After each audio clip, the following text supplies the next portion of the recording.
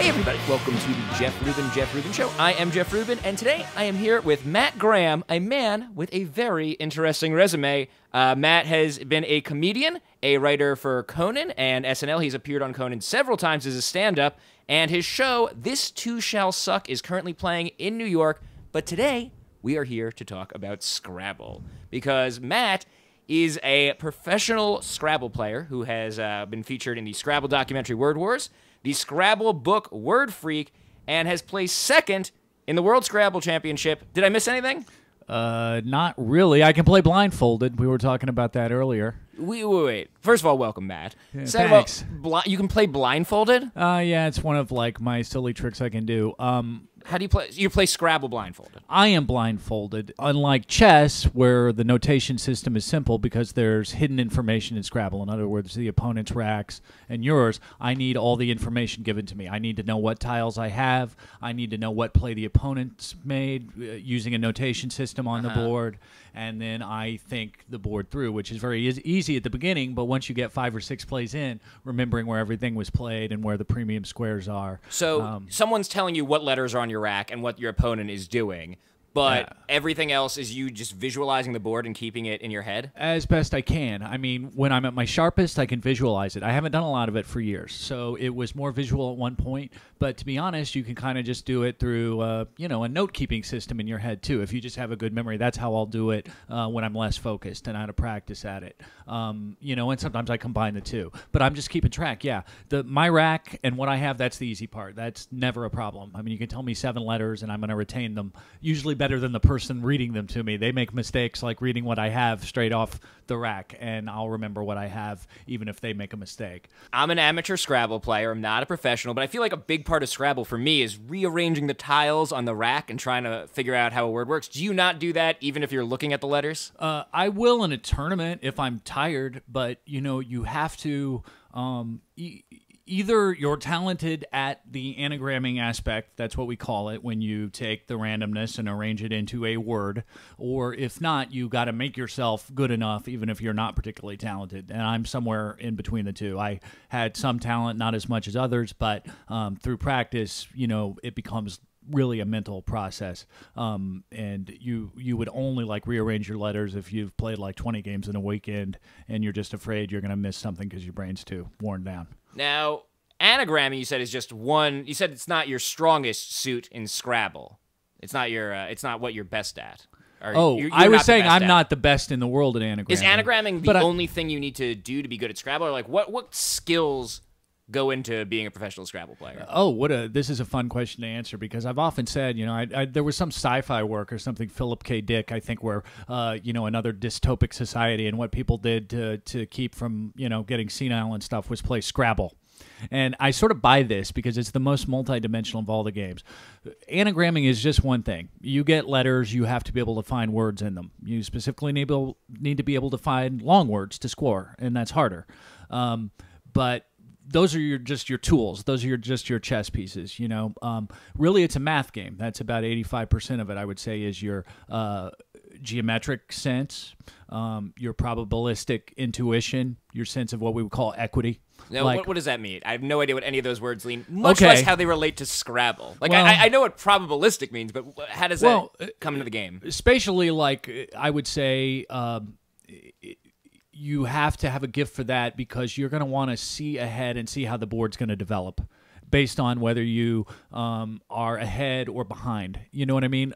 If you're up 150 points, a play that might be a great play is a terrible play if you're down 150 points. How so? What are you looking out for there? Well, what you're looking out for, let's say you had something with a V or something that makes no 2-letter words, and you're going to play it. It's going to shut down the board. It gets your most points, leaves you, let's say, a good leave, but it's going to shut down the board. Now, if you're 150 points down, you don't want this. You're going to have to forego that, because you need turf available on the board to play 7- and 8-letter words, what we call bingos, and come back.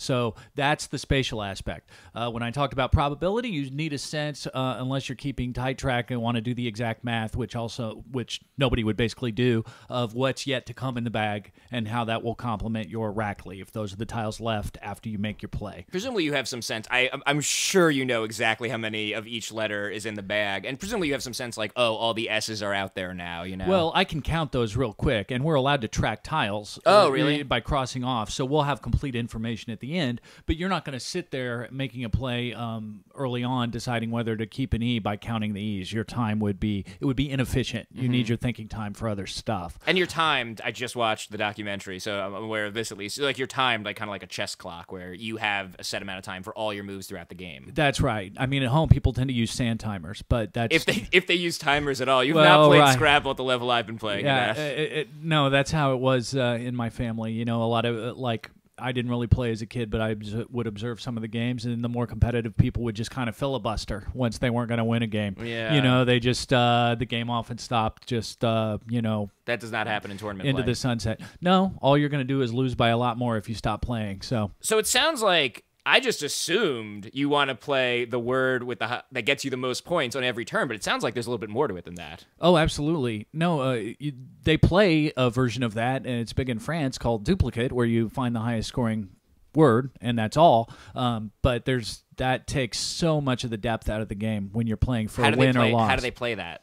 Like, I'm not exactly sure. I do mean, you play I've never Scrabble in other languages? It's a weird question, but you started off by saying you play Scrabble blindfolded, so I'm not afraid to ask. I play blindfolded. I play speed Scrabble. I mean, I once won an actual tournament game where we had 25 minutes in a minute and 30 seconds, or I guess a minute and 35 seconds. So I have a lot of things. Of your time. Of my time. Of your thinking time. So how did you do that? Like, just every turn you just threw it down immediately? Well, my opponent, it's one of the tricks, like when I'm gambling with people, sometimes I'll give them a time spot, and they think that's a lot, but what they don't realize is I'm thinking on their time, and you know, then as soon as they put their play down, I assess that if it changes anything, and you know what I mean. So I can give a person 15 minutes while I have 2 if they're not very good, because they give me so much time to think. Right, right. So you're using their time in that situation. Exactly, because each player has their own individual clock. Right. Okay. But yeah, so that's how I did it. I mean, I had my plays ready to go, and there was a prize you won. I think like one of those Razor scooters for the fastest win. And I had an opponent who was especially like diligent, both in making his plays and writing down the score. And so I just slapped stuff on the board as quick as I could get it down, and I didn't even have to do anything kind of like slick. I mean, I got all my plays down with the tiles right side up. When we're playing Speed Scrabble for fun or stakes, you know, the tiles can go any direction, you know, so you have to really be adept at reading the board, because the tiles will be upside down, left and right, you know. So when you play, do you play on those fancy like deluxe boards with that are like a Lazy Susan where they rotate and they have little grids? We do, but we, you know, usually most people now in the Scrabble community, which you understand, I haven't played a tournament in a while. I play a lot of like side games, but they have their own individual boards made by these like specialty, you know, cottage industries that make, you know, so you can get a board with your name and like your favorite design as an inlay. And, do you have one of those? I have one that somebody gave me. What's on your board? It's kind of designed to be like to reflect the 50s, like my friend's diner theme. So it's like dancing couples like at a sock hop with like the sort of bright color scheme. I'll show it to you before. And you can go. play on your own board. That's legal, right? Yes. Yeah. I Why mean, not? Well, you know, I think you're allowed to, you know, sometimes people object to boards because sometimes people will put the underlay of what they like behind the thing, and that throws off, you know, a lot of it. Like, I don't play as well as online because the colors are slightly altered, and I'm used to, my brain has played so many, you know, hundreds of thousands of games that it is wired to see the colors and react to where the spots are. You know what I mean? So when you show me this miniature version with slightly altered colors, it just doesn't, you know, it doesn't read the board the same. It becomes more of a manual process. How much Scrabble have you played? Well, I may have been exaggerating. You know, that's one of those things I couldn't tell you. I mean, maybe that was an exaggerated number, maybe not. Well, you know, 100,000, that seems entirely possible because I played so many speed games with the computer just sitting there. I used to just sit and play 60 games in a night while I was trying to get good. Is the computer really good at Scrabble? Because chess is like something where making a computer good at chess is like a challenge that, like, it's like a high-level computer challenge. You have things like Watson and, I guess, Deep Blue, or Watson was Jeopardy, but, you know, it's something that they train computers at. But it seems like computers, since they can hold the whole dictionary in live memory, should be pretty good at Scrabble, right? Well, you nailed it. They're not good. They lack the same sort of human depth of understanding that the best, chess computers do. But because, chess, you have, as I said, very limited public information. So, it can be trained on all those paths. Every Scrabble game is different. So it's a huge advantage to store the dictionary perfectly, never make a mistake, anagram perfectly, never miss a word that's in your rack. Things that you can teach computers to do very easily are a much bigger advantage for the computer than, knowing the basic rules of chess. You know what I mean? Yeah. Like, which you can obviously. So, humans have not surpassed it, but they're kind of closer than I think, really. I mean, it shows that the distance on understanding how to really play the game is still there. So you can beat a computer? No, I can't beat the best computer. Really? And I don't think the best humans can beat the best computer.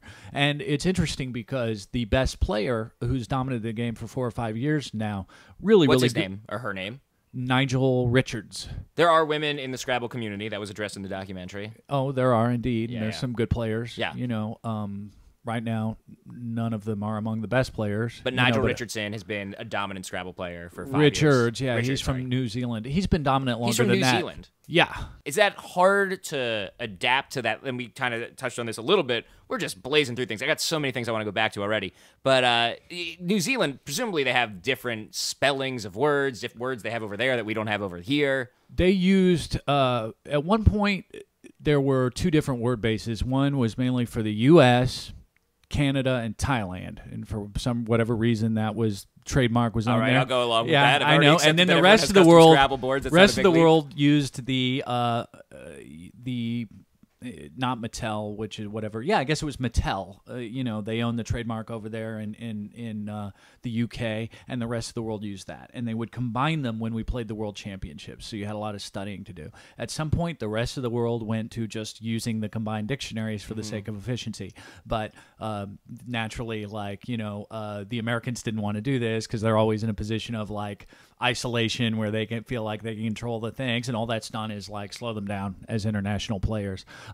Nigel Richards. I'm surprised Scrabble is such an international community because it seems very heavily dependent on the English language that we all know in America. Right, but what that's what I was trying to explain to you a bit ago is that the game's really about math. So you had Thai players that were great, and they couldn't speak a word of English hardly. To them, that doesn't make any sense to me. And this is in the documentary too, so I believe you. I'm not challenging you on this because I'd lose my turn. But how does someone who doesn't know English become good at Scrabble where every play is an English word?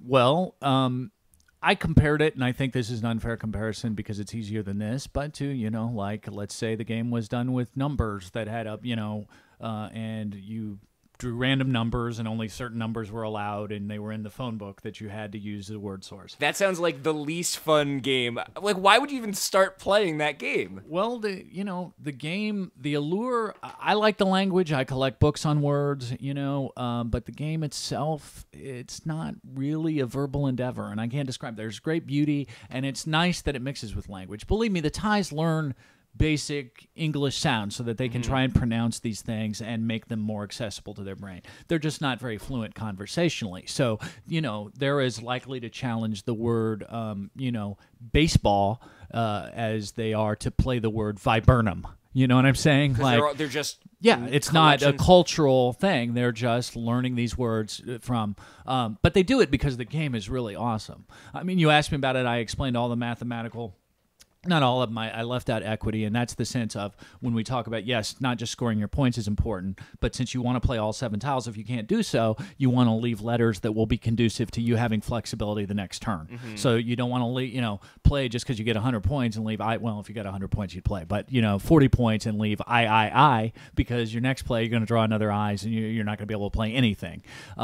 So you have to have a sense of what the points versus what you leave in this game, with your lead or deficit, based on how the boards lay out, whether it's open or closed. There's so much to weigh every time, and it's really about what's important right then. And that's why a lot of people can only get to a certain level in any game because they need easy rules they can regurgitate.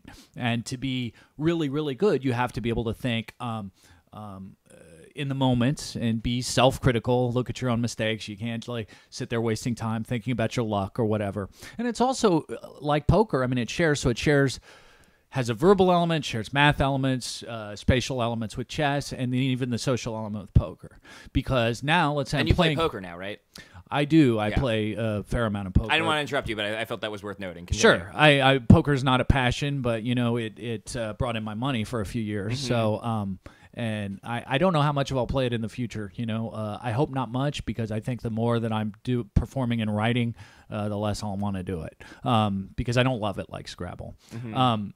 So we can incorporate one more thing into Scrabble, and let's say I'm playing you, and I know you're intimidated, and I have a limited number of plays, right, that are really good, and they all don't leave very good options. But I know that you're intimidated by me because, this is only your third tournament, and you know that I'm a great whatever. I can play a word I make up and, try and intuit the odds of you challenging, which maybe I can have a read on you at that moment, like how you're going to react. Some players, I've won games just because I know people don't want to challenge me, or are not even paying attention. Like, I won a game one time.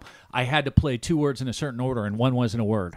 Right, and but the one that wasn't a word kind of looked like a word, and I knew the player that would do it wouldn't see my good play with the other letters and would be hesitant to challenge me. So I just went ahead and played this phony word first, and sure enough, he recorded it so fast. He made his play because he thought he had a win, and then I had more points than he expected for the other. He wasn't paying close attention. So you have to know the personalities of others, how they perceive you. Things that come up in poker. That comes up in the movie. I believe it was Marlon who complains in the movie that the movie's a few years old, so I know I'm talking like ancient history. I'm like talking about this incident that happened 10 years ago, and I apologize. But he sort of complains that you played a made-up word and implies it is. It seemed to me like he was implying it was somewhat dishonorable. Is that at all in the culture? Not too much. Marlon is one of my favorite people in Scrabble, and he's one of the funniest guys, and he's one of the brightest guys. But he'll tell you himself he's not always weighing things on a careful, logical basis. So that day he got kind of, he plays plenty of phony words. You know what I mean? Whatever, he thought maybe for some reason it got under his nerves that I did it then because I was not going to win the game, and I was just trying to steal spread points in case it was important. And he made the correct decision. Spread points is like if you win, but that adds up in the tournament. They add up. So if somebody's 15-2, but they've won by 1,000 more points than the other person who's 15-2. So even though he's winning, you're trying to keep it as close as possible. Like you can't for my sake, I'm not doing it to screw him. This is a totally, self-interested maneuver. Like in a way, of course, you could do something like that. Let's say I know I have to play Marlon next round. Then I could consider playing a phony when I didn't even need the spread, just so he'd take it and he would be on tilt. As they say in poker, and upset next round. But that wasn't why I did it. I just knew correctly that he should not be challenging this word when I play it, which was not implausible, and because he could only lose the game that way. In other words, if he accepts this word, whether he likes it or not, and goes on and plays, he wins. Is that a major part of gameplay, the challenge system and made-up words? Does that come up often, or is it just... Oh, sure, it's huge, because you have to, that's another thing from all the element that people don't really understand. If I can equate it with something in poker that not a ton of people maybe not a ton of laymen understand in poker, but I can explain pretty well, and it's certainly a concept that people have heard the words risk reward.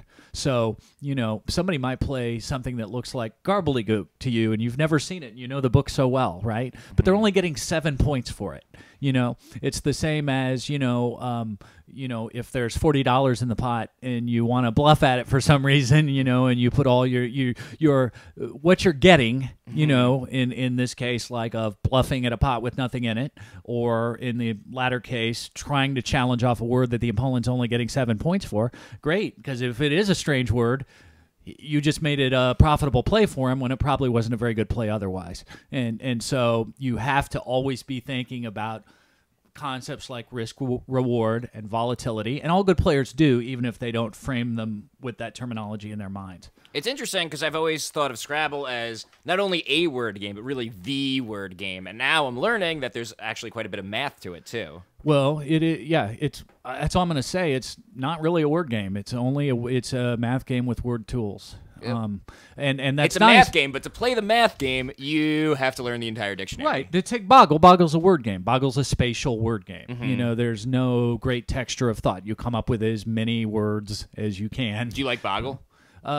I think it's pretty cool, but I'm not that good at it. And it's not something I find it hard to believe you're not that good at Boggle. You saying you're not that good compared to other people at the Scrabble tournament, or you're not that good like? Hey, I know laymen who are better Boggle players than me. You know, it's never burned the desire in me to get good enough. You know what I mean? To like, just like poker, same thing. You know, like I sit around with guys that, you know, I have a memory that can recall detailed conversations from when I was 6, right? But I don't remember things that I often should at the poker table. I remember anything I pay attention to, but I don't pay that much attention because it's not that interesting most of the time to really be playing right in the game I mainly play in. You should be folding your cards. You should be getting into hands with really poor players, you know what I mean? And then maybe paying attention to general math, but it's nothing complex. So I can never pay as much attention, whereas I'll notice guys that either because they enjoy the game or this is their particular talent, you know, they just happen. They're very observant of what people do. You know, they would have noticed every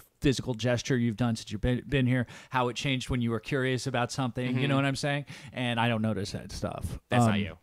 I could train myself. I could train it to be me. I bet I could be a lot better Boggle player. You know, I'm good at things when I focus on them, but I have to love what I'm doing. Let's go back a second, and really back a lot, because you mentioned this burning desire. The movie picks up with you just playing Scrabble, but it's kind of they don't really talk about how did you get in this deep into Scrabble. I mean, everyone's played Scrabble. I Wikipedia'd it early today. Wikipedia says, and there's 3. I didn't believe it. There were 3 citations. 1 in 3 American homes has a copy of Scrabble, so everyone's played Scrabble. But how did you take it to this depth? Well, you know, these stories, I mean, I've told them a lot, and I'm never sure it's really as interesting as it should be. But one interesting thing about it is that I didn't play as a kid, even though it was huge in my family. And there's actually a story in the show about my playing Scrabble with a family member after I became really good. But I wasn't from the time I took the game up to becoming world class 3 to 4 years later, I wasn't really in Indiana. So they let me try it like twice as a kid, and I wasn't good at it. I mean, I couldn't even make a word. Kids, yeah. Well, you know, I mean, even I was certainly, you know, I was reading and spelling early enough that I should have been able to comprehend. And again, at that point, I wasn't interested. I couldn't make words. I just wanted to exchange. It seemed frustrating, you know. So maybe 2 to 3 games, I played 2 to 3 turns, and that was about it. And then we opened it up as a gift when I was 26 years old, me and my girlfriend, and we started playing one-on-one. And that was a fun way to learn it because I think it's a lot more fun. Were you just like destroying her every night? Oh, no, she beat me as much as I beat her. She might have been a little better. I had a girlfriend that was really good at Scrabble, and we'd play a lot, and she'd be like, do you want to play Scrabble? And it was basically like her saying, do you want to lose at Scrabble tonight? And I'd be like, sure. And we play. I just never, ever won a game. Oh, well, you know, that's one thing. It's funny when people tell me they're frustrated by one person beating them at Scrabble because they're not aware of things like it being a math game. I can take 1 hour. I can generally have anybody who's losing to somebody all the time beating them at least half the time. I want to get some of those tips, but let's finish the story. Yeah. The story is just that I found it more fun to learn something when I wasn't being told how to do it. And I kind of like that. I'm like that with a lot of things. You know, all the things that I learned and did well, I enjoyed figuring out things on my own. And that's how we did it. You know, she was good. She was just as good as me. We found a place to go that was a club, and we played there once. And then I saw a tournament. And then from there, New York? This was in Boston, okay, where I lived for 10 years. And there's just like a bar that has a Scrabble night, or it's a Scrabble club? No, it's a Scrabble club. It was a really informal one, but still part of the club listings. And from there, we found out about the Boston tournament. When I went to that, I would say I was hooked because I saw some of the boards of some of the top players, and you know, I saw the memory involved, the dedication involved, the sort of different shape of the boards. You know, the things didn't like, you know, how things grid and cluster into one corner, very constricted when people are playing and they're afraid to create openings. And, you know, the top players don't play like that. The words, they're playing long words, the words spider out. There's many openings until the end when people are trying to control things, they're not trying to control things at points in the game when they can't. You know, that's the biggest mistake of kitchen table players, is playing what they perceive to be defense at a point when they can't really justify it. Like you know, I still in teaching people, it's something will come up. It's like, well, I did that because I want to play defense. I didn't want you to have good play. I'm like, well, you're down 170 points. Why are you trying to limit what can happen on the board? You know what I mean? You don't want to worry about me. You want to worry about getting your opportunities and your life back in gear, so to speak, in this Scrabble game. So yeah, people are always like, oh, this triple letter score, and not giving that and a triple letter score. It's not, if you're playing a good player, they find places to score anywhere. So, you make your good decision. Defense comes up when you have a lead or you have enough, the board is such that even a smaller lead, you can play some defense, or it's the end game. And you have close to exact knowledge of what plays your player might make. So if there's one tile in the bag and there's an X spot for 50 points and the next best is 20 and you don't have the X, well, maybe they don't, but you're going to play like they do. Okay, I think I followed that. It's hard to imagine. I'm still like unwrapping that in my mind, much less like being able to make those decisions in real time.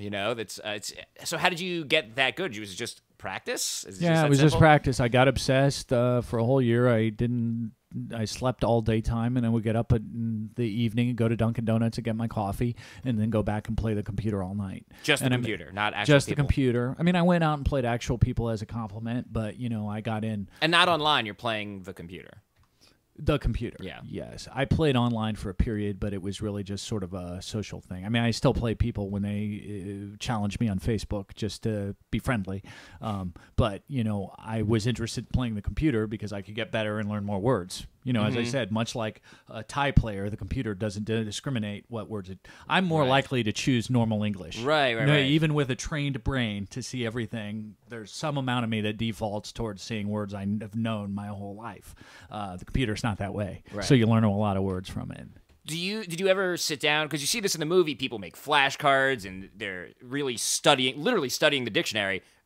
Did you ever do that, or was it just playing enough that you eventually learned them all? I did all that stuff, yeah. I need to do it again before I really play a tournament again. I need to think about doing some serious studying. What's your method for studying the dictionary? Which is, I think studying the dictionary sounds like shorthand for saying it's boring. Like you're like, I'd rather study the dictionary means that's a short way of saying that's the most boring thing I can think of. So how do you attack that problem? Or is it boring to you? I found studying the dictionary to be the least boring way to study efficiently. I mean, you could say, okay, play and pick up words as you play, but I'm not going to call that studying because you're not getting an intense enough boost. No, to me, flashcarding is incredibly boring, but it's incredibly helpful because you're going through what's there and you're learning, to recognize it by the alphabetized contents of the word. That's basically what you do. If you see, I have all kinds of flashcards around here still, even with years of not really playing a tournament game, where there's just, ADEGIOT, and that's a word? Godetia, some flower or something that went in the thing. Do you know the definitions of any of these words? A lot of them, but that's because I read the dictionary. Right. And some of them are cursory definitions. I don't really understand them. One time I learned this word, gosh, now I forget. It was it ended in an EAU. It was a French word. I can't remember it. It said the rear seating compartment of an automobile. And I was like, was this the back of a 57 Chevy? So I went to the real, that's not it was. It had to be a very specific type of old car to have whatever this was. I imagine it'd help to learn the definitions just so you know which ones are pluralizable, which is definitely a word. Pluralizable, can you play pluralizable? I would bet pluralizable is a word. I'm not sure about that. But don't you have to, it seems like it would help because a large part of the game, or certainly a component of the game, is knowing which words you can stick an S on. Well, basically, when it comes to that, you just need to know which words you can't, because almost all of them, almost any kind of noun, no matter how ridiculous it seems, you can put an S on. Oh, so it's the other way. Forgetting, and so yes. Is that a major component of pluralization? Is that a major component of Scrabble? Of high-level Scrabble strategy? Well, you're going to use those S's to put them on other words. So, S is the second most valuable tile besides the blank. Whether it's that intricate a part of the tactics, I mean, it depends. Like I said, there's not many that you can't put an S on, so you need to know those. You need to know things that look like adjectives, like wovens, whatever, that you can put an S on. You can put an S on wovens? Well, on woven. Wovens. What does Like that a mean? past tense, woven is a past tense of weave, like Okay. so. But it came to mean a certain type of sweater, or whatever, and they were wovens. So, How'd you do in your English SATs? uh, I took them when I was 36. Oh. I did real well on those, Mm-hmm. and then How'd you do bad math? on the math. Bad on the math. Well, The math isn't really like it's not like Scrabble. this is math. interesting. So, For some reason, the SATs don't test Scrabble math. no, but what it was is I'm a high school dropout. So, and I hadn't been near. I was real pleased considering I hadn't been near a test of any kind in 20 years, and that was sounds before I took the GED. Mm-hmm. So I didn't even take that first because I thought. But the verbals I missed one on, and then I don't remember for sure, but all I remember real specifically is that on the math, I only missed one kind of question, which was geometry, but I missed all of them because I hadn't actually studied it. Right. So I wasn't able to really figure out the Pythagorean theorem on my own, and I didn't know it. So, if you drop geometry, I'm real close to a perfect score probably on each, but, since it is a requirement of the SAT. But I was pleased because, to be honest, I thought I missed more on the verbal. Mm-hmm. But you made it through. Well, I thought before I saw the score that I missed more on the verbal. Right. Like I felt shakier answering some of the questions. Why did you take the SATs at 36? So I could go play college basketball. Really? Yeah. Where'd you play college basketball? Well, I didn't, but I tried very hard and came very close. I first worked out for a couple of years at Hunter College and made some friends there. But because I had a connection to get into the CUNY system, I went to York, which is very near me out here in Jamaica, Queens. Mm-hmm. And tried out for the team, made it really to the last phase of cuts, and thought I was going to be cut, and that's in the show also, and got cut. But it was a dream that I nearly realistically achieved. Like I never tried to say, hey, put me on the team and I'll get, there'll be a writer here from Sports Illustrated or anything like that. I tried to make it surely on, my ability to play, and I almost did that, which is tough because, aside from being 20 years older than these really athletes, I mean, I was one of the 3 or 4 smallest guys. I would have been one You're of the pretty tall. Yeah, but I'm only 6 foot. I mean, for playing a 2 guard, even at Division III. But I would have been a step slow if I hadn't had osteoarthritis for 20 years. But I have had osteoarthritis for 20 years, so I couldn't even walk after practice. And I still kept up. I still could guard people, and the biggest problem, like I said, was just soreness after keeping my legs loose, and because my legs were so beat up I couldn't really get around people on the dribble anymore. I had to always use footwork and fakes and stuff, and my shot was, I retired after that because my shot was starting to drop due to instability in my legs. I mean, if I didn't play every day, I could play a little, better, but, playing every day, I was not going to be as good a player as I wanted to be, so I quit. Is there a physical element to Scrabble? I think you mentioned in the movie that there is. I don't think so. No, never mind. Well, you could say it pays to be in shape, right? And in the long run, I think it will pay dividends to have stayed in better shape. But I know another guy agrees with me on this. We found that this sort of what you would think is physical stamina that would be helped by being in good shape so that you could think and whatever for long. Seems like people with game stamina, they have it like, I tire at tournaments. I pour all my energy into it. I'm more worn down. I can't really carry on conversations at dinner on Saturday night, and I tend to be in the best shape physically. And I know guys who are just like, they're falling apart like hell, but they can concentrate for 3 days in a row. I don't know how they're doing it. They can't eat or don't eat, or eat garbage or whatever. Like I told you, Nigel Richards, the only time I've ever seen him eating anything is Burger King, and he weighs like 12 pounds soaking wet. And, you know what I'm saying? Mm-hmm. But he, he's sort of like a computer. I mean, I think do you know who, George Temet? I want to think of the guy's name. I do. Who is he? I'm not sure I have his name right, ironically, since he's like the top, maybe the best memory in the world. And he was covered on That's the thing, too. Memory championships, I know, is a thing that's out there. Yeah, and I don't do that, and I'm not much interested in that because a lot of people, I'd like to be able to know how to remember some stuff better. Like I watch it, but like in terms of doing that competitively, like okay, you told me your name was Jeff. When I think of Jeff, I think of the game Twister because my friend, you know what I mean? Like the mnemonic devices that people use to do that. I mean, it just doesn't look that much fun. No, this guy George Timmons is an autistic and he's a writer. He recited pi to like the 23,000th place or something, the digits of pi, and he learned Icelandic in like 10 days. And he's really Icelandic pretty cool. is a crazy language. That Yeah. is the He most... set the record for like learning it. I was in Iceland recently, and I was like, D with a hook coming off of it. That's not a letter. Come on, guys. Yeah, I don't even know if they have a Scrabble. I mean, they probably do, but it's such a Do they have Scrabble in other language? I know they have it in other languages, but do they have it in non-Roman languages like Chinese or I don't know? Not Mandarin, that I know. I guess would be the not that I know of, but I'm sure somebody's tried something like it. You know, I mean, I've certainly seen it in languages that are Romance in origin or whatever, but have different characters. You know, where you just put those characters in an appropriate, like the IJ.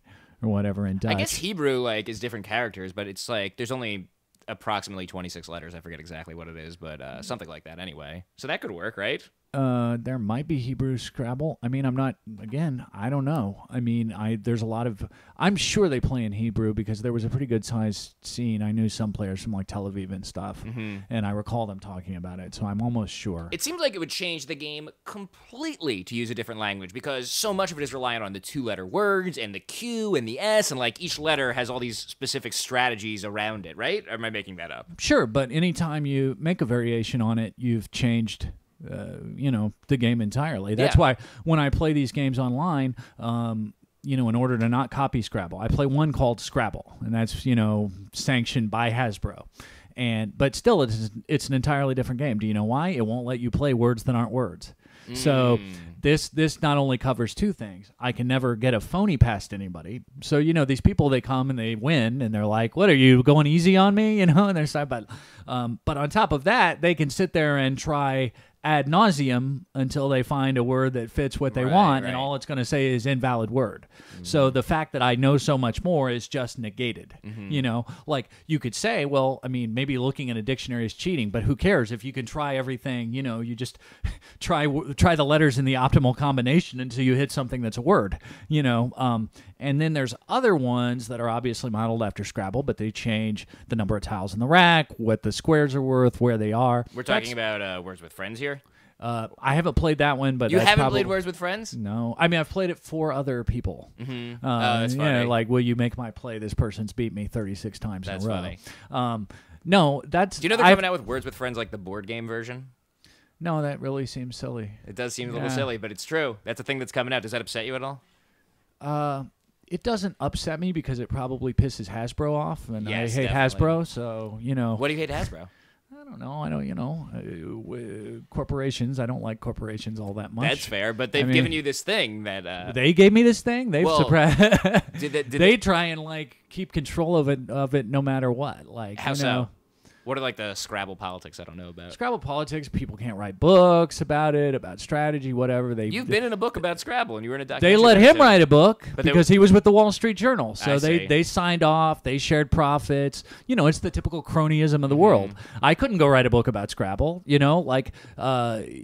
They might well try and contest how much I could portray about Scrabble in my life in a written medium. They probably wouldn't because they would never win, but they would try because they're afraid of anything that would cause them to lose their copyright.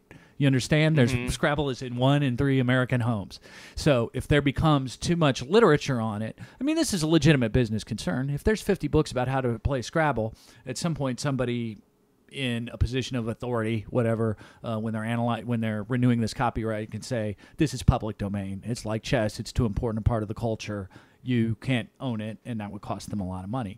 But it does get irritating. Things like I was thinking about that, just because I talk a lot about Scrabble on my show. The people I met. More from Milton Bradley. I got away from it around the time Hasbro was coming in. But the people I met at Milton Bradley were nice. Milton Bradley, and now it's Hasbro. Is that correct? I think Hasbro just bought Milton Bradley. They that just sounds absorbed. Possible. They just ate it's like, another company. Yeah, it's like Milton Bradley / Disney / Sunoco is one company now. Right, exactly. So who we were talking about the model of the corporation as a sociopath yesterday, or a friend of mine were the yesterday. I was like, or 2 we days were. Oh my god. No, not you and I. I'll leave you out of my innate left-wingerism. I have to rewind and double check that. No, but we were talking about that, and that's exactly the whole thing. They only care. I think my favorite story in the Milton Bradley Hasbro era. One year they made a bunch of games, so they give free games at the tournament as perks for coming, and. You also use these games. Like 50% of the players got them. If you won the last game, you got a board. If you lost, you got a bag of tiles. Well, some genius got the idea, we'll save money by shaving down like 1/100 of an inch of the plastic that creates the grid, but it finally got so small that the tiles wouldn't stay in place. So people were used to playing quickly and they would go all over the board. You couldn't get the tiles to like stay neutral, so they had to reorder a bunch of boards. Somebody probably got canned, even though he was probably being like hailed as a god when he saved them 7 cents per unit. Yeah, right. At one point. And it was just the funniest, so that's why people don't like Hasbro, stuff like that just seems all evil and creepy. It is interesting how Scrabble has... Alfred Brutz gave me Scrabble. He invented He's the the game, inventor. and yeah. I and read the Wikipedia earlier. I didn't know anything about the history of the game before a day ago, but apparently it was quite unsuccessful for some time before like the guy who owned Macy's saw it and was like, I have to put it in all my stores or something like that. Yeah, I kind of know that story. I don't remember like a lot of the lore like I used to. I have a respect for history. I know more about like the early days of tournament play, and I've read the butt stuff. But yeah, that strikes me as tournament play get serious? Well, that first got serious around, I want to say, 77 or 78. They had like a couple of New York City championships. Then they decided they have a nationals, and they had all these regionals going on. And I want to say it was 77 when they had the first nationals. And I don't exactly remember who won it. I want to say a guy named John Prinzi or something won it. What do you think happened? Because Scrabble was, I don't know, 30, 40 years old. David Prinzi. Scrabble's 30 or 40 years old at that point, whatever it is. What do you think happened? Was there like something that enabled some jump that Scrabble made that put it on the national scene, or was it just a gradual process that got to the point where there were tournaments? Just a gradual process, a great game is a great game, and we don't necessarily,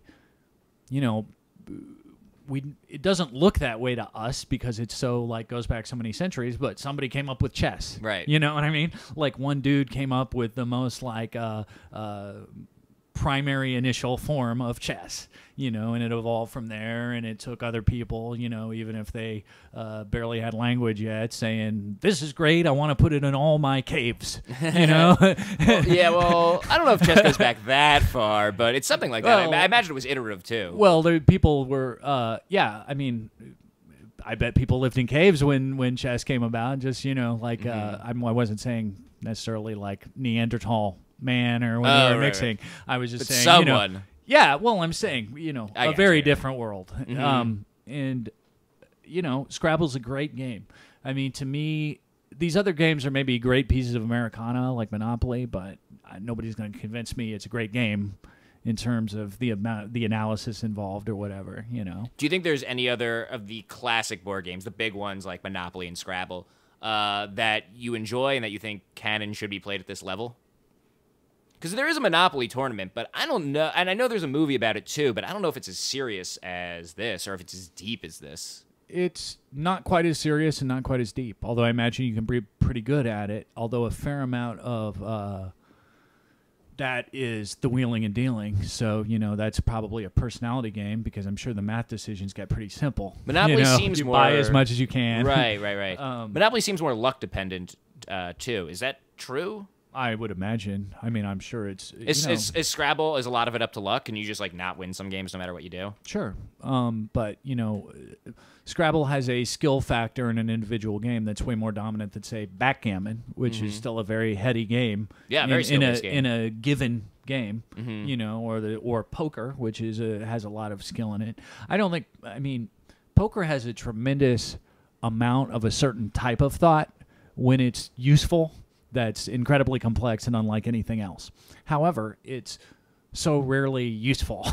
I think that with this boom we had, a lot of the best poker players want to convince you that there's more skill to poker than there actually is. You know what I mean? So that people will play and the game will boom. But when you look at it, like a lot of the best players are still making their money off endorsements or, you know, a lot of these big shots, whatever, they still have like tons of oil money. You know what I'm saying? Like, so they're making it look like they're making this great living playing poker. But I know great poker players who aren't famous and they go broke.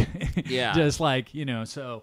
So you think Scrabble is a more skill-based game than poker? Yes. Definitely. Well, it's harder to beat poker than about anything, and I think you can beat it by having skill. Although if you had enough of a bad run, you're not going to beat anything. You know, I think it's here's what I'll say about poker that's different than Scrabble. You could win enough in your lifetime based on good luck that people would think you were pretty hot shit at poker, right? And you could lose enough that people thought you kind of sucked. And the two players could be equal, or the worst could even be slightly better. That would never happen in Scrabble. Scrabble reflects skill enough that it's always going to show up, you know, if a person plays 100 games. Poker also seems more accessible, and I can't believe I'm saying that because everyone knows how to play Scrabble. Not everyone knows how to play poker, but this high level of Scrabble, where you're talking about the math of it, is a different game, and that seems really challenging to get into. Oh, yeah, they had a hard time presenting it on ESPN, you know, like they ended up, it turns out like the kids thing was kind of popular just because they liked watching the kids. Scrabble? But, yeah, but I think even the kids are thinking deeper about it than the people at home can really follow. You know, the definitely. kids that are so really they've had into Scrabble it. on ESPN? They did. They had a first couple of championships or whatever. In the 70s or like recently? Oh, recently. I mean the 90s, you know, or early 2000s. Were you on ESPN? I was never on ESPN. I wasn't at any of the tournaments that they had it for. I'm trying to remember. I think they had it for I love when ESPN does Superstars. that. I love when ESPN like kind of finds those like let's call them emerging sports. Like we talked to someone on the show who was on ESPN playing Magic the Gathering, and I like when they like try to expand the definition of sports. Well, I don't know. I don't know anything about that game. You know, it's really popular. It could be a good game. I was going to say that a game I like and is a lot of fun, but luck dependent is Risk. I don't think it's complex enough to hold up to an all-time thing. But I do get the impression Diplomacy is probably... Diplomacy is almost no luck, I think. I think it was almost designed that way. Yeah, it is designed that way, and I think it could be argued to be the most like, even though, you know, the two problems with that as opposed to chess and backgammon are, you know, you still have some language and culture dependence involved in each of the games, you know. More so Scrabble even anchored to language, whichever language you choose. But Diplomacy, you know, Diplomacy could be broken down into a geometric map that, you know, where it was just... But I think there's and I've not played a lot of Diplomacy, but I believe there's like an interpersonal element to that game too, where like you want to... diplomacy, if you will, where you want to convince people to make the move you want to make or stuff like that. I don't know. There's a lot of diplomacy in it. It's the name of the game. Yes. That's what I'm getting at. So that's an interesting game, too. Do you ever play, and I'm really into these, like these European-style board games like Settlers of Catan? No, I haven't. I have a bunch of friends who play those. I'd like to try them, but, you know, I'm usually like... I mean, in the last 4 years, I was such a hermit that when they talked about getting those games... I don't own Settlers of Catan. I own some games probably like that. We should probably address this. We are in your apartment, and you own a lot of board games, I would say. Right. People come over. I have like 6 or 7 board games in my apartment. People are like, wow, you have a lot of board games.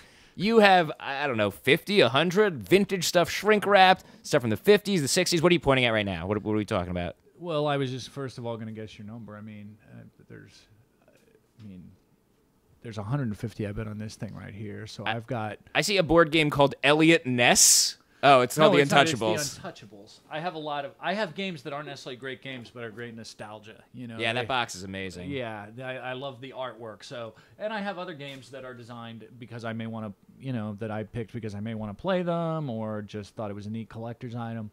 You know, so I have games that are like what you described. I don't have a ton of them, but you know, I think this 4000 AD would be similar to.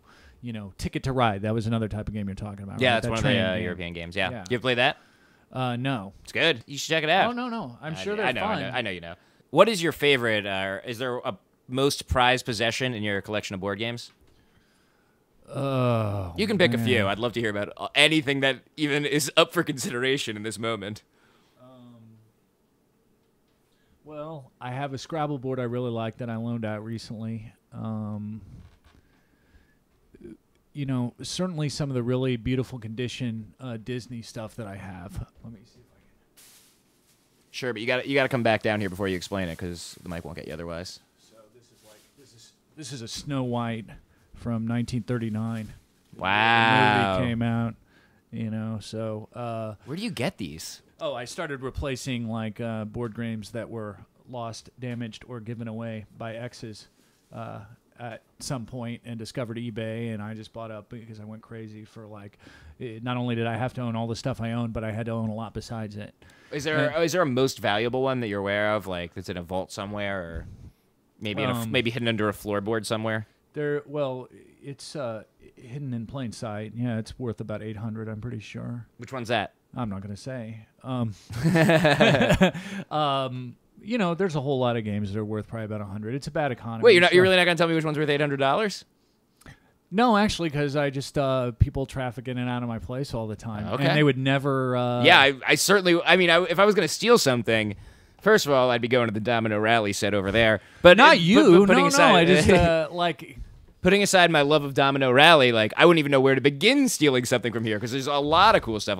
That's the whole idea. Yeah. But if I told you, and so somebody your security system is to fill the apartment with distraction crap, or a lot of stuff that's of okay value. But that's the thing; it's worth so much more than It's worth about twice the second most valuable thing I probably have is. And I don't keep it locked up because I'm not going to keep that in storage because I think it's a higher risk there. Which is in the basement of the building. Do you have to do anything to I don't know, for a valuable board game that you own? Is there a concern that it's gonna deteriorate somehow? My friends and I are very into the board game Sorry. Have you ever played Sorry? Yeah, sure. Have you ever played? I love that I'm finally getting a chance to talk about this on the podcast. Have you ever played the variation of Sorry where you have a handful of cards? No. So in the instructions, we kind of massage the rules. This is a bit of a tangent, but you can play Sorry. Most people play, you have this deck in the middle and you flip it over and that's your move. But in some of the instructions, there is a variant called For Points. And instead of just flipping over cards, everyone has a hand of 5 cards. And every turn, you play one and then you pick one and then you pick up a new card to replenish it. So you always have 5 cards in your hand and it makes the game much more strategic because you actually have decisions to be made on your turns. And additionally, you're playing as a team where instead of Sorry can only be played with 4 people, and instead of 1 versus 1 versus 1 versus 1, it's 2 versus 2, and the 2 people sitting across from each other are a team, and they can move each other's pieces. It's very, very fun. Oh yeah. Anyway, pretty cool. The reason I brought it's a great game because it's it's strategic enough to be interesting, but simple enough that you can play it while getting fucked up. So it's terrific for friends. But the reason I brought it up is we got really into Sorry, and someone at some point got someone a vintage 30s Sorry board, and a lot of the cards are yellowed or falling apart or anything. So back to my original question: is there anything you have to do to maintain the condition that they're in? Well, I just try not to abuse it. What's wrapped, I leave wrapped. Like you saw, that came in foam, which is probably not ideal. Theoretically, anything but some perfect plastic has some amount of acid in it. Mm-hmm. But basically, if you ask me, it's probably better to have it wrapped in saran wrap than exposed to the elements. But don't you want to play it like that? No, I don't want to play Snow White because it's just a path game. It's just take Snow White from here in the forest to her castle in the sky. While trying to avoid the Stella the Good Witch. I don't remember who. But I bet there's something here that's shrink wrapped. I couldn't help but notice you have the Omega virus, a favorite of mine from childhood. We got to break that out and play it. Well, I really don't want to. Because its value is in its shrink rapidness. But yeah, I just have that. Not in the fun you could have playing Omega Virus? No, some of these are beat to hell. This is probably a fun game, and I would pull it out of its shrink wrap, which is fading anyway. A lot of these games I got these. You were pointing at Flight Plan there, I want to note. Flight Plan, the airline game. Yeah, so, but stuff stuff that is connected like these pop culture games, they're entirely for show value and collection value. This is going to be a weird question since we've just spent 10 minutes talking about how full of board games your apartment is, but do you consider yourself a fan of board games, actually playing board games? You seek new ones out? I was. As a kid, I liked them, that's how I got to this. But what'll happen is, I'll get into one thing, right? Like we said, Scrabble, I got into Scrabble, and it made me interested in collecting games, and it made me interested in collecting books on words. Now I have tremendous collections of both. When I was first collecting games, it was all really only games. I would have only wanted games that had value as a challenge for your brain. But then when I got in and saw some of these like really beautiful litho on the boxes from going all the way back to like the turn of the century, I have a couple games from McLaughlin Brothers or whatever. I just gave away to an old comedy friend of mine. I wasn't able to see him, but his assistant came to my show. I gave him this really neat game from Catico from the 30s.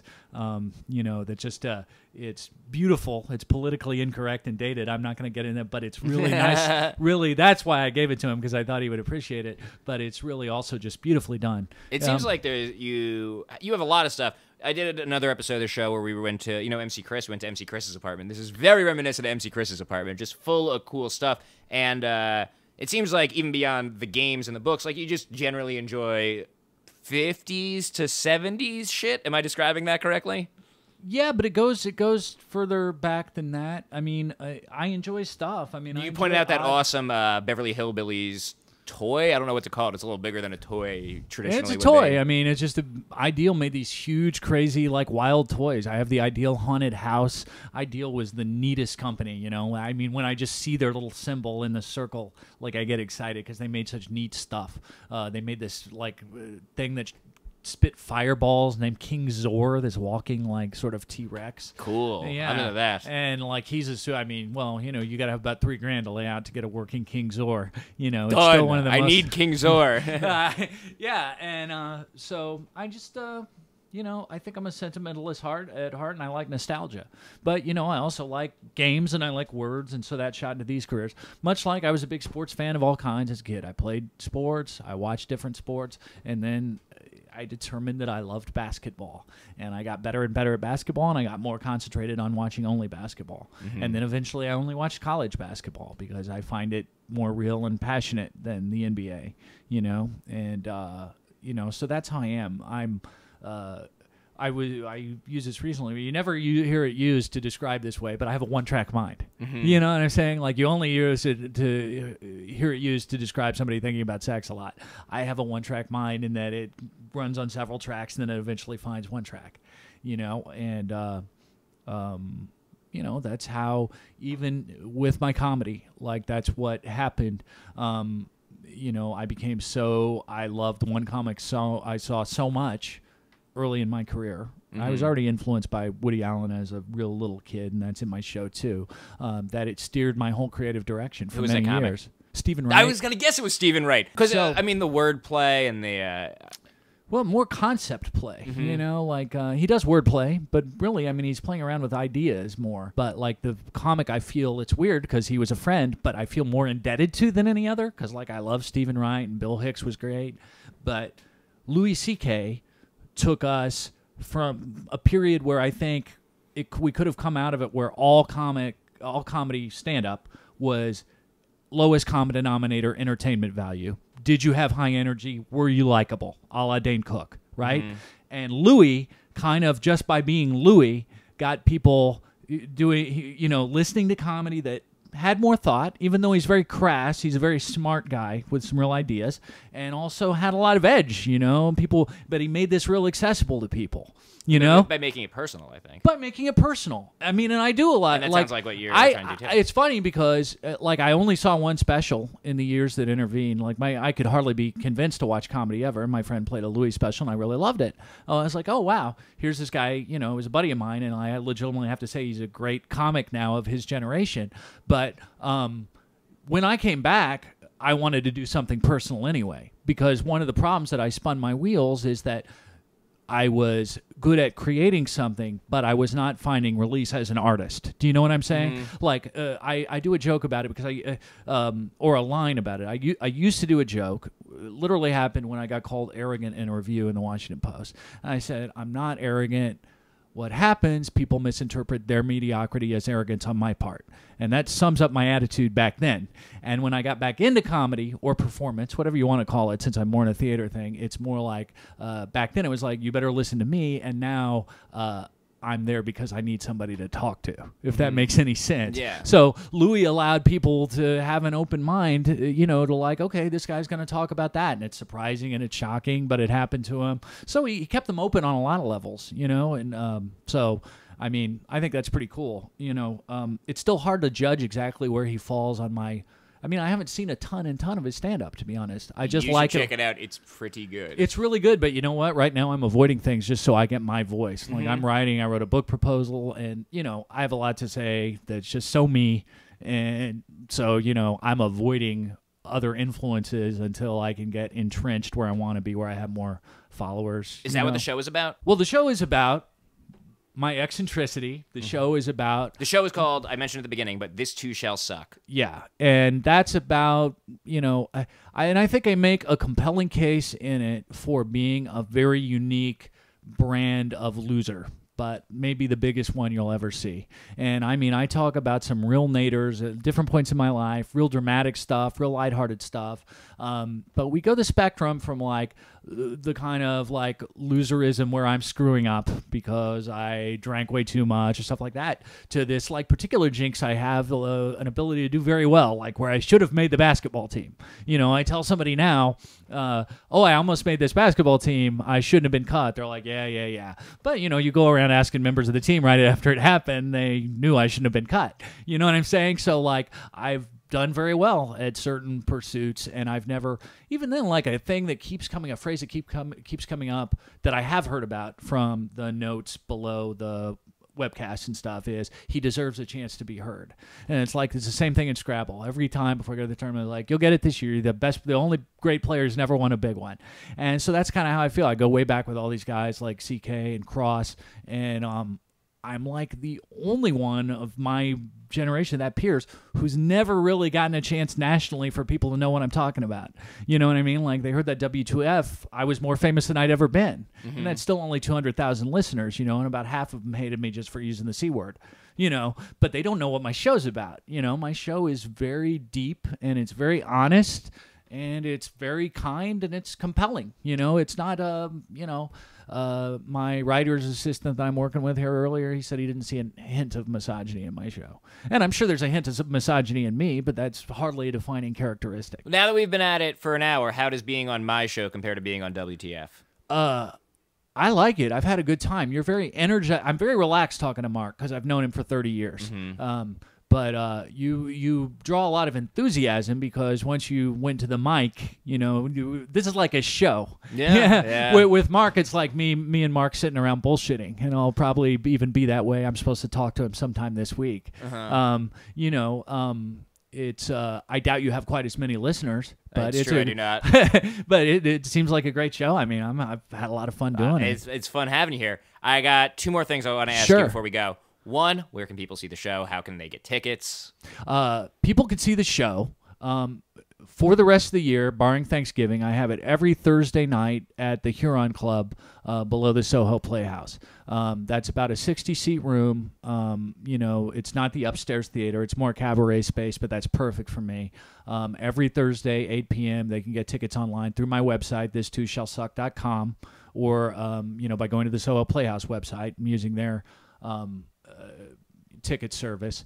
I'm also doing a show at the Hong Kong Inn Comedy Studio, the Comedy Studio above the Hong Kong Inn, 2 days after Thanksgiving, the 24th, in Harvard Square in Boston. So I'm hoping to get a large Boston crowd out because nobody's seen that yet. But I'm looking forward to it. Like I said, everybody, this is the first thing I've ever done that reaches across ages, genders, everything. Everybody really seems to like it and get something from it. The trick now is just, once I've got through all the festival and the fatigue, getting people out to see it. It's really hard. That's why I'm doing everything I can. I mean, it's hard to get people to do stuff in New York. It's a one-man show both on stage and behind the scenes, too. Oh, yeah. Yeah, I mean, I really, I didn't expect it to be, but I am self-producing in every aspect. So I don't want to just, it's been a tough time for, I'm sure the theater, but a lot of people with a lot worse problems in New York. But, it's been a tough time to try and get a show kicking too, headed into the holidays and with the hurricane and then the snowstorm, right. It's hard to gain momentum. So I'm just going to hang in there and keep letting people know about it. Okay, I thought of an additional question. So now we're still at two more questions left. So you've done all these things. putting aside the basketball thing for a second, writing for SNL, performing on Conan, performing a one-man show, going to the Scrabble World Champions. Is there one that stands out to you where you felt the most pressure? Because those are all very intimidating things. Boy, can I swish that and answer after your next question? Sure. Because well, the next question, I just want to make sure we get back to it. Tips for Scrabble players, short of like memorizing all the Q without U words. Just like actionable things I can do to go beat my ex-girlfriend at Scrabble. Well, there's only about 12 Q without U words, so I hate to say that you should memorize them. Okay. Like, just even mentally implementing what I'm going to tell you takes more work than memorizing that list. Learn the two-letter words. Now, there's about 96 of those, but you should know about 75 of them for sure. 96 two-letter words in the English language? Well, in what we accept in the Scrabble dictionary. In the Scrabble language. Yeah, in U.S. Scrabble. And you should learn those too. And then you're okay. You'll pick up threes as you go along. Yes, number one, don't bother with defense. You know, don't think you're denying. You are so giving me too much credit if you think when I play Scrabble, I'm like, okay, time to move into defense mode. I'm like, if I get a word, I'm playing it. Whether it's good, bad, I'm like, oh, I got a word. Okay. Number two, pay attention to what you leave on your rack. So now the next time you find a word, say, okay, I have this word, but this is terrible because it's going to leave, as I said, U-U-I. So you go and find what's a word that uses some of this and gets a similar score but uses one of these U's. You know, that's number two. Okay. Rack leave. And then I guess as an overall guiding number three, people have a hard time because they'll say, well, I've never played a 7 or 8 letter word, just like you described. You know, you see it's a big challenge, but it's not beyond you. I promise you that it's not. I did it once and it was like, I'll never forget it. It was like, yeah, it was amazing. Well, then, so this is a huge rule, and it's a number one thing that people do that's just never justifiable, and it's better to just err to the side of caution. Like, don't try and think of times where it might be right. Don't use your blank or your S unless you're getting a ton of points. Like, your S, you don't necessarily have to play all 7-letter words, but make sure you're doubling the word you're playing and you're hooking onto a large word. So hooking, is that like if someone has the word hook, because I'm not creative at all, and then make hooks. And then the hook is going down. And then I make shook. Oh, okay. Yeah, they play jams and shook. What's it called? Let's say hook is going vertically, and then I want to play snake, and then I use the S to be the S in hooks, making hooks, and then I make snake going horizontally. I'm like drawing this out in the air. That's called a hook. That's hooking. That's hooking. So you should be looking for hooks. Because then you you should be looking for you hooks. get 2 words, right? The other thing, let's say if you're playing along under where you're forming 2-letter words, that's called overlapping, and that's a great way to score, and it's not that hard once you learn the 2-letter words. Right. That's like if you've got like a word just right up next to another word and it forms all those like 2-letter words as they run next to each other, right? Yeah. And the blank, don't play it. If you want to start getting better, don't allow yourself to play it unless you're playing a 7 or 8-letter word. And by that, I mean, you don't let yourself play it. You don't say, well, only word I can find uses this blank, then pass. What about, is exchanging your tiles, is that ever a smart move? Yeah, sure. It's a smart move a lot. Not a ton. I don't do it a ton. I probably don't do it as much as I should, but I'm honestly, and this is going to sound weird based on what I told you, a more defensive player. But that's because in recent years, I didn't know as many of the words as a lot of the young whippersnappers did. Yeah, you also know when to play defense or even how to play defense. Exactly. Like, yes, you know, it's like my friend who wanted to be a filmmaker, right? And he liked French New Wave. So he got some money and he went and made a movie and he made a French New Wave film. And now he's never been able to make a film in the ensuing 30 years because he tried to break the rules before he had learned them. Right. You know, I know how to play defense. So, you know what I mean? So trust me when I say you don't really want to at your level. Okay. You know. I think, yeah, so that's it. You can exchange, and you certainly should do it if you're thinking of playing your blank for 7 points or even 20 points, you know, because exchange, keep your blank, keep ER, something that'll make a 7-letter word, because anagramming gets easier when you realize how many things can be done again for a re or by someone who is an ER, you know what I'm saying, like a grinder, you know, I could regrind the beans in this. Then you only got to find the word grind and turn the blank into something, you know? Okay. So it becomes an easier process. Then once you start finding 6-letter words, then you can actually find real 8-letter words, you know, like pressure. I'm going to have to, I think I'll give you, a decent answer to that. Only because, and this only applies to one thing, and it's the oddest thing. But, you know, when I was a kid doing my comedy, I was always pretty buzzed. So that took a lot of the edge off, you know, earlier. I was so comfortable playing Scrabble that I was not nervous by the time that happened. I was very nervous at my first tournaments. It's weird, you know. The first time I played a nervous, I was tense, like hitting the clock. Was you more nervous being in the documentary on camera playing Scrabble? No, I wasn't nervous being on camera because I'm pretty used to being on camera and doing stuff like this, you know. No, you know when I was really nervous was when I was going to go on at an open mic for my first time in 8 years at the Beauty Bar for this person who's been another, along with Mark Maron. Nagin Farsad is her name. She's a documentary filmmaker, and she does some stand-up comedy. Wait, the Beauty Bar in Manhattan? The Beauty Bar in Manhattan. They have comedy? They have a great show on Wednesdays called Comedy School Dropout. Oh, okay. And it's run by Nagin Farsad and Amy Albert Cobb and Beth McGregor. And it's, you know, sort of a chick flick of a show. 3 women run it, but it's real cool. And it's great crowds, and they've been real nice. It's a small, you know, it's one of those really fun alt-open mics in the city. So of all these things you mentioned, that's the one where you were the most nervous? I had to go back on stage for the first time. I hadn't done the show yet. I was writing the show, which got done in a very short amount of time. I wanted to go on stage to get my feet wet. I was now sober. I think I'd been on stage a couple of times in early sobriety, so sobriety was weird to me, but performing was fresh. Now we've talked. I've gotten clinical depression. I've been through 5 years with a cat that was the love of my life, 5.5 years. He was still alive at this point. I'm sorry. This was the last few months of his life. And so going on that first time, and then it got canceled. I got all the way down. That was the time I felt excruciating pressure.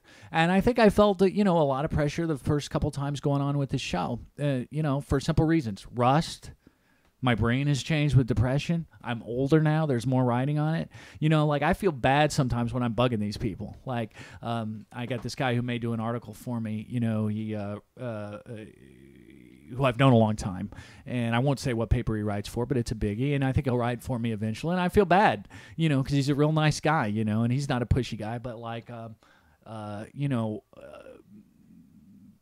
Marin was telling me, well, you know, if you don't get it, you still got your show, you know, but it's like, that's easy to say. I don't have a lot of energy anymore.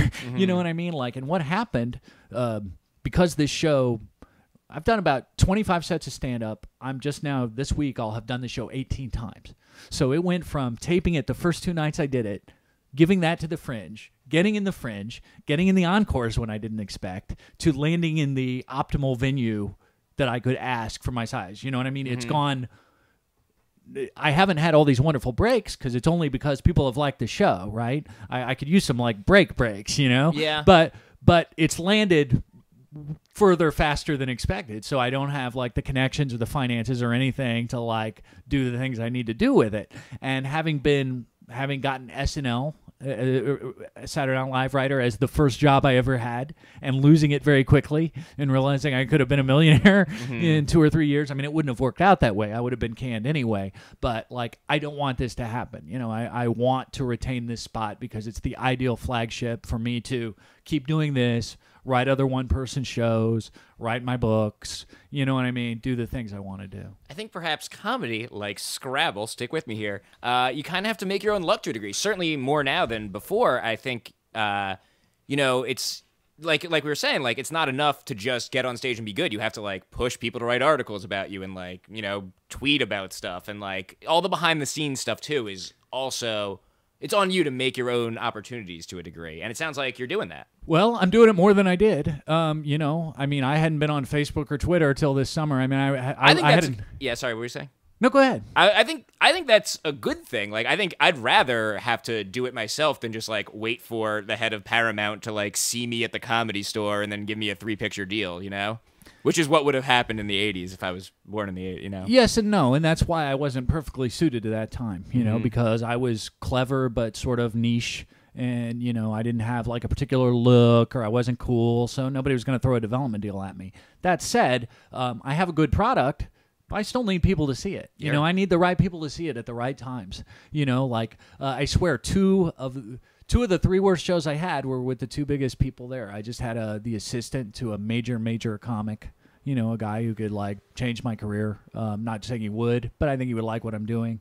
Probably help me out, and it was the toughest crowd. Then before that, the worst show I had in the regular festival was the day the Times guy was there, and I like walked out. So remember, the show's about being a loser, and it's like a noon show. It's very hard to get laughs at a noon show while the sun. And I was like, oh, great, here we go again. But then the Times guy liked it, So sometimes, yeah, I mean, I still need, Ira Glass or somebody to see me at some point because, I'm not going to make a ton of money even selling out that room down there. I mean, I need other vehicles, and I can only push my way in so many doors. But by that thought, unless you keep trying, you won't deserve the luck. Right. It's like That's totally true. I outplayed the guy in the World Championships. I'm pointing this out in 97 when I finished second. Outplayed the opponent. But I was hungover, and he wasn't hungover, so I think maybe he deserved it just based on that. Maybe he had earned his luck through working hard when I was, being the grasshopper in the Ant and the Grasshopper fable. Well, the reason I'm so energetic is because it's fun talking to you. I love taking games seriously and taking them, and you take Scrabble more seriously than I take not only any games, almost anything. So it's really fun to hear about it. The show sounds great. This too shall suck. Thanks for being on the show, Matt. I got to come check out the show. Oh, I hope you do. Thanks so much for having me.